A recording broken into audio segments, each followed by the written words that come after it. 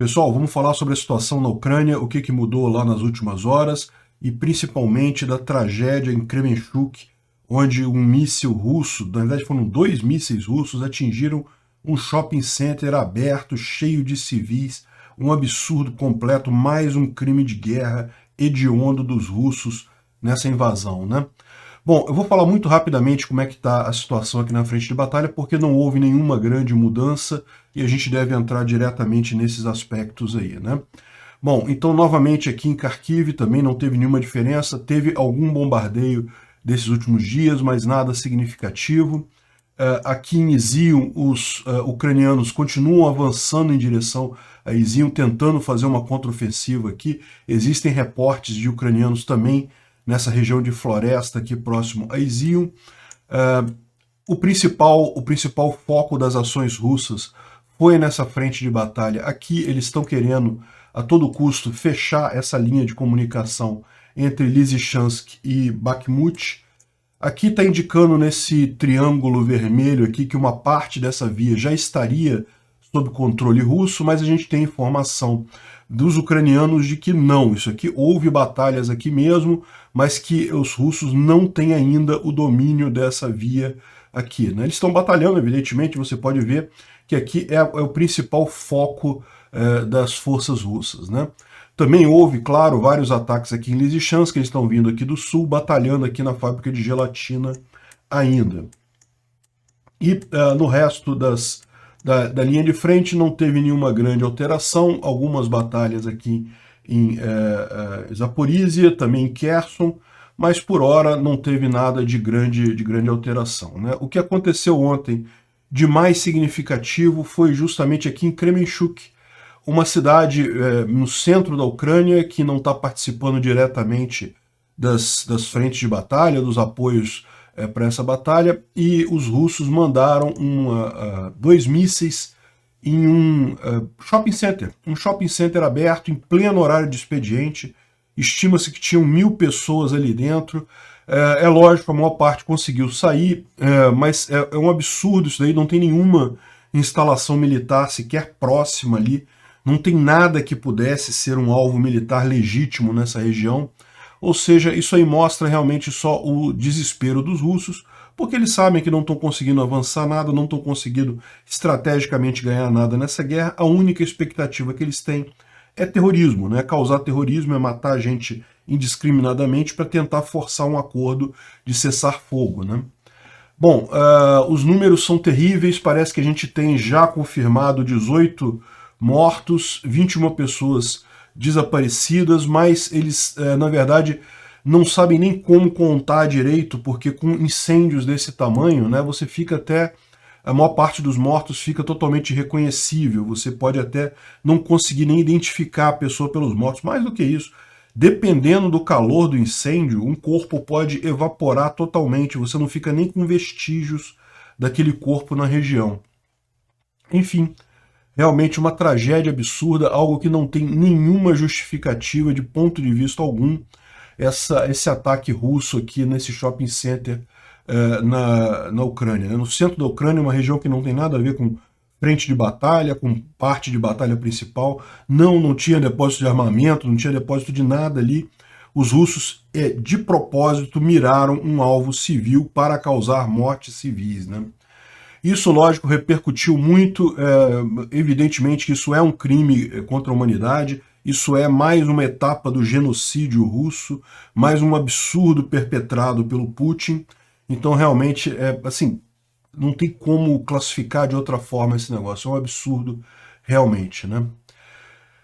Foi o que marcou o dia de ontem, né? Isso aconteceu ontem pela manhã, um pouco depois de eu ter liberado o meu vídeo de ontem, então não entrou isso lá, mas essas são as informações. As informações de mortos recuperados são de poucos minutos atrás, já do dia 28, já de hoje, né? O motivo dessa barbaridade, como eu falei para vocês, é justamente o fato que os ucranianos estão, de fato, conseguindo executar a estratégia deles nessa guerra de causar o máximo de danos, até ceder território, como cederam recentemente Severodonetsk, mas sempre causando muitas baixas entre os russos, muita perda de equipamentos. Os russos sabem que não tem como continuar a guerra nesse sentido, tudo que eles querem é um cessar-fogo nesse momento, e esse ataque covarde ao shopping é uma parte dessa estratégia, né? Bom, ontem a gente teve mais algumas informações também sobre ataques ucranianos na Ilha da Serpente, lá, a Zimny Island, né? Parece que foram destruídos, na verdade, isso aqui são filmagens feitas por um drone Bayraktar do ataque feito pelos ucranianos na ilha, e que você pode ver que acertou diversos itens aqui, diversas partes aqui da ilha. Estão dizendo que foram, na verdade, 3 sistemas de mísseis Pantsir C1, já tinha sido um destruído, foram outros 3 destruídos aqui. E a ideia da Ucrânia é justamente evitar que a Rússia use essa ilha como uma base para impedir a passagem de navios de grãos, né? Isso aí faz parte da estratégia ucraniana de reabrir o corredor do Mar Morto, de permitir novamente a exportação de grãos. A gente já falou sobre isso em outros vídeos. A Ucrânia tem uma grande quantidade de grãos já estocados em silos que precisam ser desocupados antes do final da colheita deste ano. E para isso ela precisa vender esses grãos, precisa exportar esses grãos, e a maneira mais eficiente seria através do Mar Negro, né? Eles estão até vendendo via trem e coisa e tal, mas não é a forma mais adequada. Enfim, isso aqui é mais uma parte da batalha pela ilha Zimny, né? E é muito curioso porque também a gente teve algumas informações do lado russo, né, de como os russos fizeram esse negócio para... porque lembra, quando teve no início de maio, os ucranianos limparam a Ilha da Serpente totalmente. Tiraram tudo que tinha de russo lá, destruíram todos os sistemas antiaéreos que eles tinham, todos os sistemas de ataque que eles tinham lá, inclusive mataram muitos combatentes russos que estavam na ilha, a gente falou sobre isso. Foi logo no iniciozinho de maio, você pode procurar lá os vídeos, né? Só que, lógico, os russos conseguiram recolocar esses equipamentos na ilha, né? E aqui, essas imagens são de um Telegram russo, explicando como que eles fizeram isso, falando que foi um ato de heroísmo e não sei o que lá, porque os civis se recusaram a ajudar nisso daí, e daí os militares aprenderam a operar guindaste rapidamente, coisa e tal, e conseguiram botar o Pantsir lá na Ilha das Cobras, que é esse sistema aqui antiaéreo, né? Colocaram vários deles lá, esses que agora já foram destruídos pelos ucranianos novamente, né? E eles falam aqui que houve uma tentativa da Ucrânia de retomar a ilha. Aí, essa coisa a gente não teve essa informação, porque você lembra, no início de maio, de fato, a Ucrânia limpou a ilha totalmente, tirou os russos todos de lá.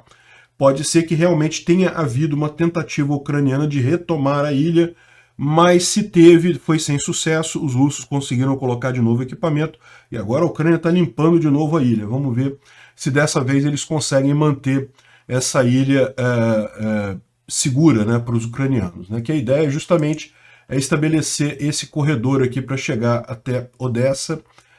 Aqui já é água romênia, né, da Romênia. Então, em tese, um navio poderia, com a proteção aqui da Ilha das Cobras, poderia chegar já em vários portos aqui, chegar inclusive a Odessa e fazer esse caminho para sair da ilha, sair das águas territoriais ucranianas que estão sob disputa, né?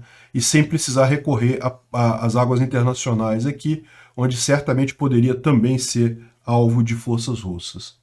Isso aqui é mais um alvo do HIMARS que aconteceu ontem, que foi a cidade de Perevalsk. Perevalsk é um vilarejo que fica mais ou menos por aqui em Luhansk, nessa região aqui. Aqui é Perevalsk. E eles atingiram um centro de comando e controle russo nessa região, tá? Então foi mais um caso aqui de sucesso de uso dos foguetes do HIMARS para neutralizar centros de controle russos, né? Dá para ver que os ucranianos estão fazendo uma festa com esse equipamento, e isso deve fazer uma diferença significativa no decorrer da guerra, né? Inclusive, um ponto que o Trent Telenko está mencionando aqui é justamente a posição dos principais hubs de logística russos nessa região, né? Então você tem aqui em Luhansk, tem uma série de lugares aqui que os ucranianos sabem que são os grandes hubs de suprimento dos russos nessa guerra aqui na Ucrânia, né?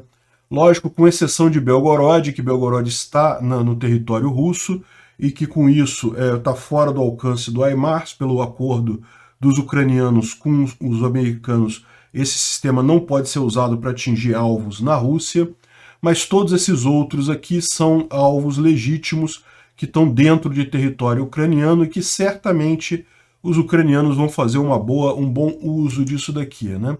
E ele explica aqui como é que é feito esse tipo de ataque, porque é lógico, todos esses depósitos de munição, todos esses centros de controle têm sistemas antiaéreos, então não basta você mandar um único tiro para derrubar, para destruir esses centros, você tem que fazer a chamada saturação, né?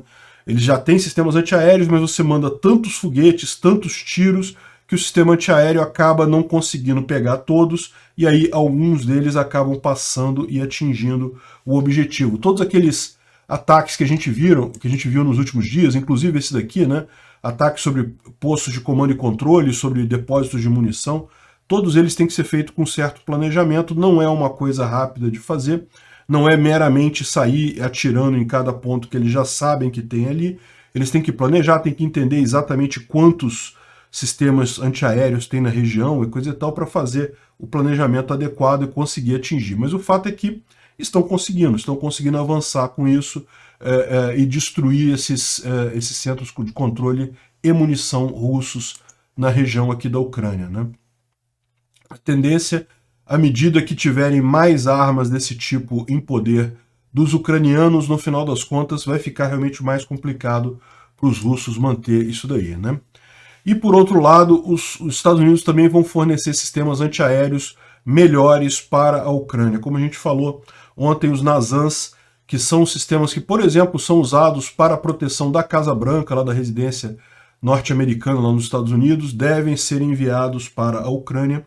Veja, a Ucrânia já tem alguns sistemas NASAMS também, né? Você pode perguntar, poxa, por que os russos não atacam ali o quartel-general onde fica o Zelensky ali em Kiev e coisa e tal? Exatamente porque tem sistemas avançados já de proteção antiaérea nessas regiões.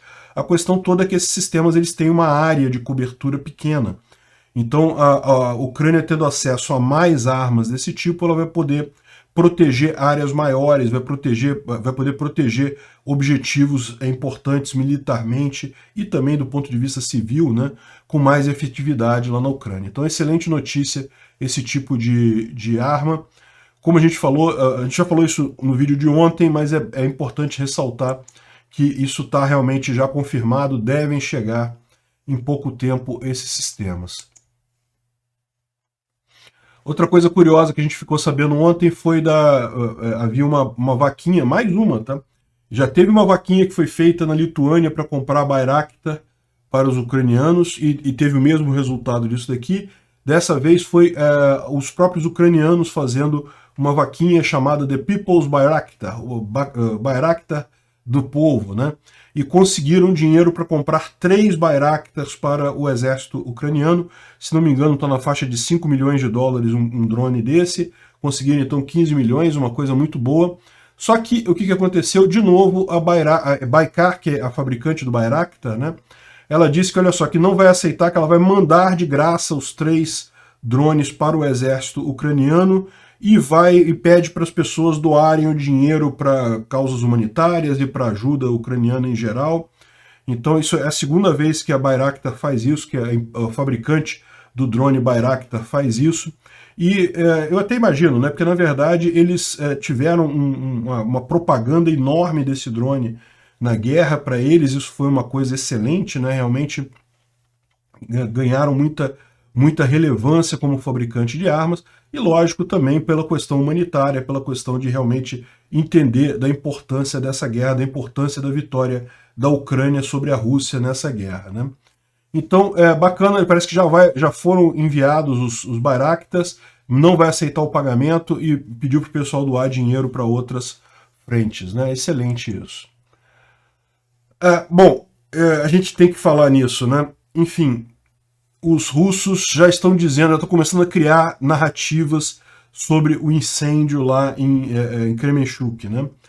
Por exemplo, aqui já está dizendo, um deputado lá da russo está dizendo que, olha, já estão criando uma nova provocação no estilo de Bush e que querem manter o foco na Ucrânia antes da OTAN e coisa e tal.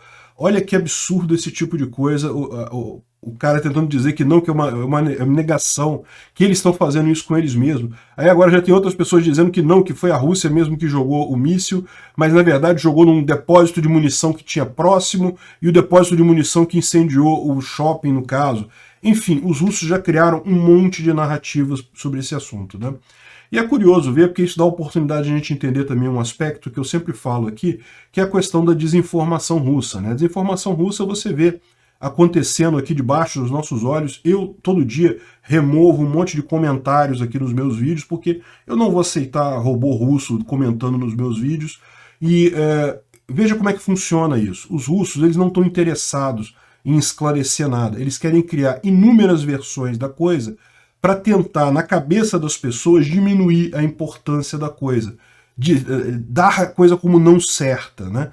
O que aconteceu todo mundo sabe. A Rússia mirou 2 foguetes e jogou nesse shopping center aberto, cheio de gente, matando um monte de gente, com o objetivo de causar baixas civis. É isso que a Rússia fez.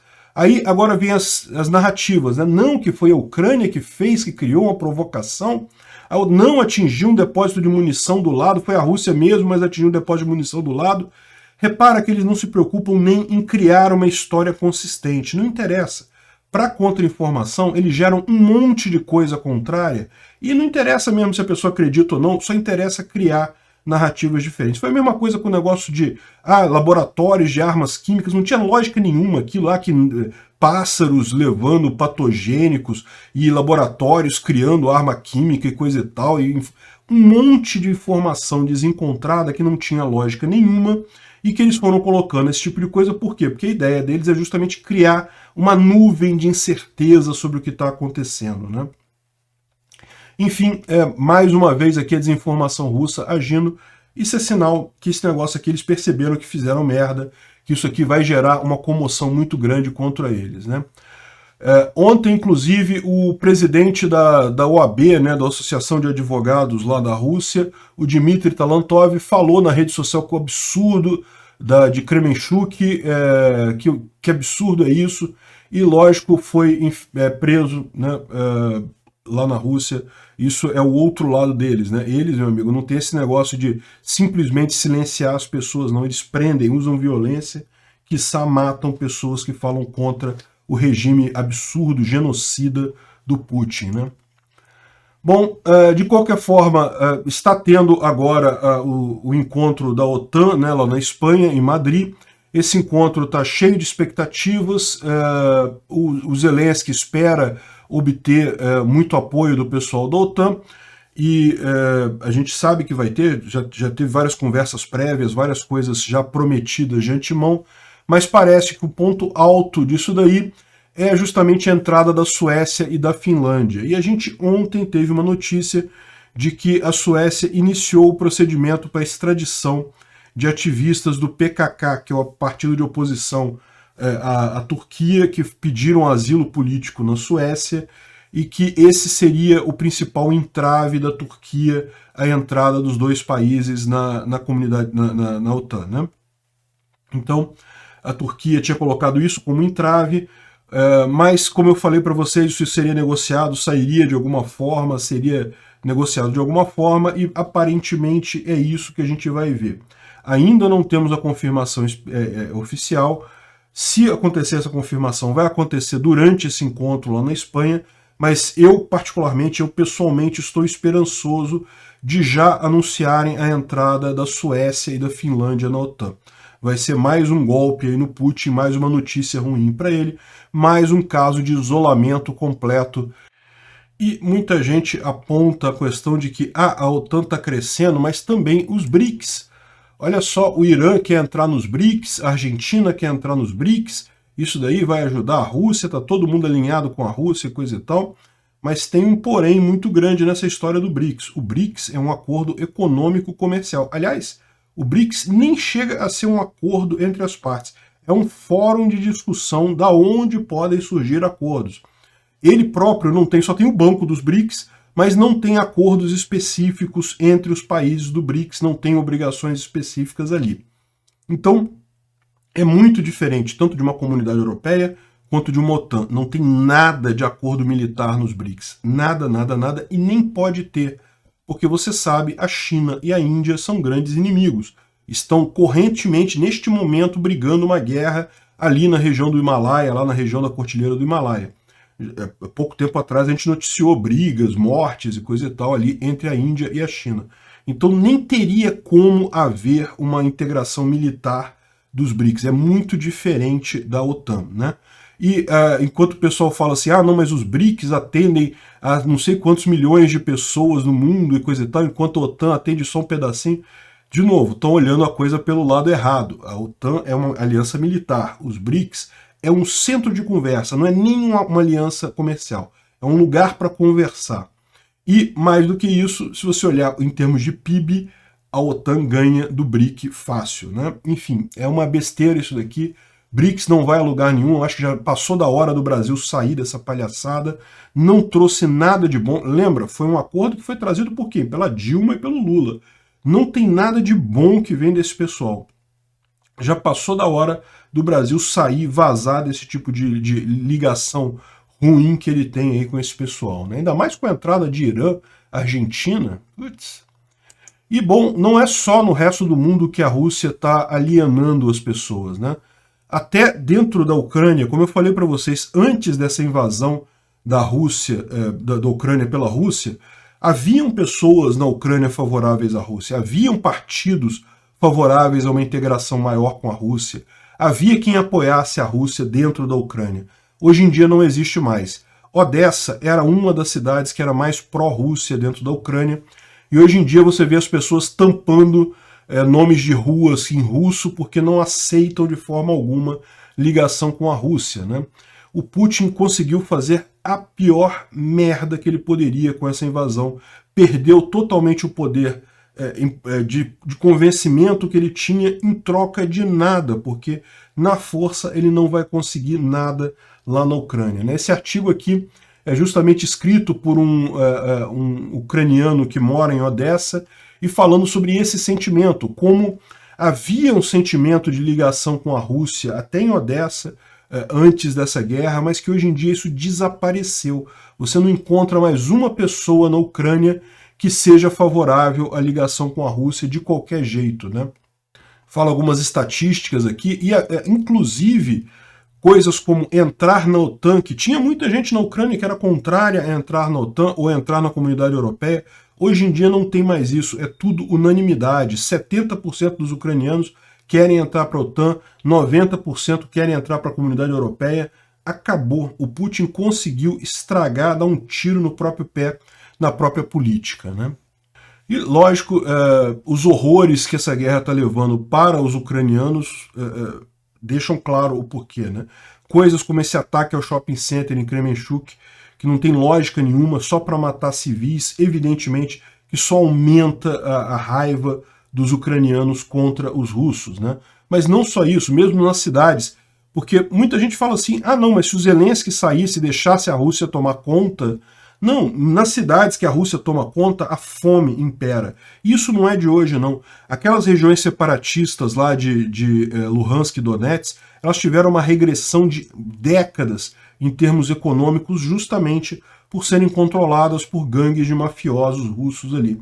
A Rússia não tem interesse nenhum em desenvolver aquela região, ela só quer tomar a região. Mesma coisa a Crimeia. A Crimeia já foi um polo importante na Ucrânia, hoje em dia está com uma economia terrível, justamente por não ter interesse russo de desenvolver a região. Por que os russos não querem desenvolver a região? Justamente porque eles temem que aquela região desenvolvida se volte contra os russos. E as cidades que foram tomadas pelos russos na Ucrânia também, todas aqui, Mariupol, o pessoal está caçando pombo para comer alguma coisa, não tem comida na cidade, não tem nada, né? Uma situação muito triste realmente. Felizmente, esse plano do Putin certamente vai falhar. A questão toda é quanto tempo vai levar até a queda do Putin. Obrigado por assistir o vídeo até o final.